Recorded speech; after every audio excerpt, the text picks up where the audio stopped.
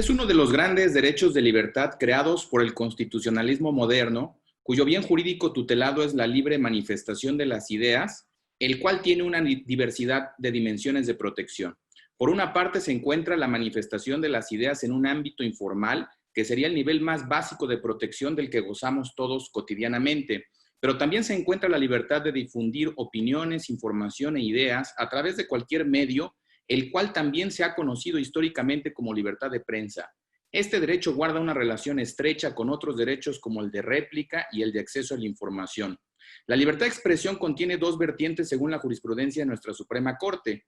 Por una parte, una vertiente individual o de autonomía personal, desde la cual el derecho protege las posibilidades de autorrealización de cada persona.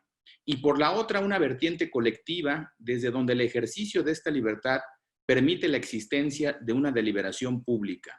Este derecho se reconoce acompañado de dos tipos de remedios contra su posible violación.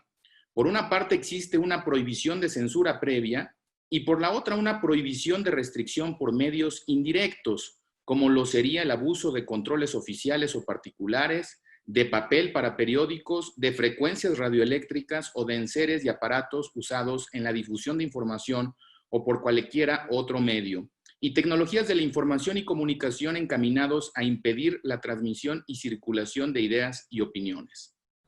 Para combatir uno de los mayores riesgos aparecidos con la creación del modelo de Estado-Nación, que es la uniformidad de pensamiento y la represión de la disidencia. Si las constituciones modernas, como la mexicana, crean una serie de órganos de gobierno con distintos poderes para imponer sobre la población reglas de convivencia, es claro que los ocasionales titulares de esos órganos puedan estar tentados a imponer una misma forma de pensamiento, especialmente una conveniente, para evitar las críticas a sus acciones y para reprimir las formas de pensamiento que eventualmente podrían llevar a exigir un cambio social. Pero la libertad de expresión no solo tiene una función defensiva contra el autoritarismo, sino también una creativa dentro de una democracia. Como lo ha establecido la Suprema Corte, su ejercicio desinhibido y robusto genera un bien público consistente en un mercado de las ideas y un espacio para la deliberación pública que aumenta la calidad de las decisiones colectivas. Desde una teoría de la democracia deliberativa cada vez más aceptada por nuestra jurisprudencia, las decisiones públicas deben tomarse a través de la reflexión, y esto supone la necesidad de considerar las opiniones de las minorías, así como la de todos los afectados. Nuestra Constitución establece que los límites de la libertad de expresión son los ataques a la moral, la vida privada o los derechos de terceros, así como aquellas expresiones que provoquen algún delito o perturben el orden público. La Suprema Corte ha determinado que la libertad de expresión es la piedra angular del modelo democrático y que por tanto ocupa una posición privilegiada en nuestro ordenamiento jurídico. Por ello, ha determinado que los límites deben entenderse restrictivamente. Una de las implicaciones de esta interpretación es que la moral que puede oponerse al ejercicio de este derecho no puede identificarse por referencia a la opinión de las mayorías, pues en ese caso este derecho humano no protegería a la disidencia y al pluralismo. Así, la moral a la que se refiere la Constitución como límite es la moral crítica, relacionado con los postulados que dan cohesión a los principios constitucionales. Esta posición llevó al Pleno de la Suprema Corte recientemente a resolver la contradicción de tesis 247, diagonal 2017, en el sentido de concluir que es inconstitucional un artículo de la Ley Federal de Telecomunicaciones y Radiodifusión por imponer la obligación a los operadores de medios de comunicación de hacer un uso correcto del lenguaje.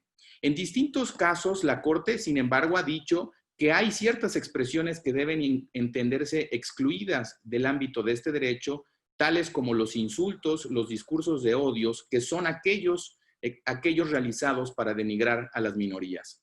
Finalmente, debe decirse que la Suprema Corte ha concluido que no todas las restricciones a la libertad de expresión se controlan con el mismo estándar de escrutinio. Dentro del ámbito de protección de la libertad de expresión se encuentran dos distintos niveles. Uno de protección reforzada, que es aquel en el que se encuentran las manifestaciones de las ideas políticas, académicas y artísticas, desde donde las restricciones se ven como sospechosas de inconstitucionalidad y por tanto solo pueden alcanzar reconocimiento de validez si pasan un escrutinio estricto. Por otra parte, se encuentra el nivel donde están las expresiones comerciales o económicas, en donde no existe esta sospecha de inconstitucionalidad y cuyas restricciones adquieren validez si superan un escrutinio ordinario o de mera razonabilidad.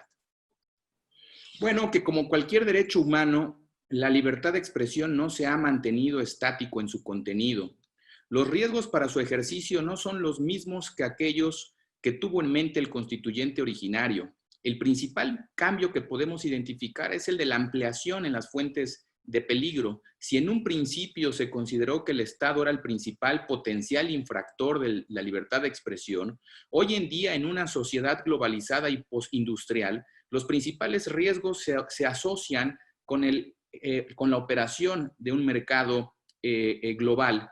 Si no se garantizara en un contexto como este un acceso plural y equitativo a los medios de comunicación, muchas voces críticas, disidentes o simplemente las opiniones de las minorías podrían quedar silenciadas. Este cambio de concepción ha generado reformas constitucionales que han reconocido facultades a favor del Estado para regular a los medios de comunicación, un derecho de acceso a los mismos y algunas acciones positivas a favor de grupos minoritarios como los pueblos y comunidades indígenas. De haber pasado a ser el principal riesgo para la libertad de expresión, el Estado ahora puede ser la palanca para protegerlos en un contexto distinto. La justiciabilidad de estos problemas novedosos se ha logrado por parte de la Corte con la introducción de la doctrina de la eficacia horizontal de los derechos humanos, esto es, con aquella que acepta que los conflictos entre particulares pueden resolverse con base en los derechos humanos. Suprema Corte, el poder de la justicia.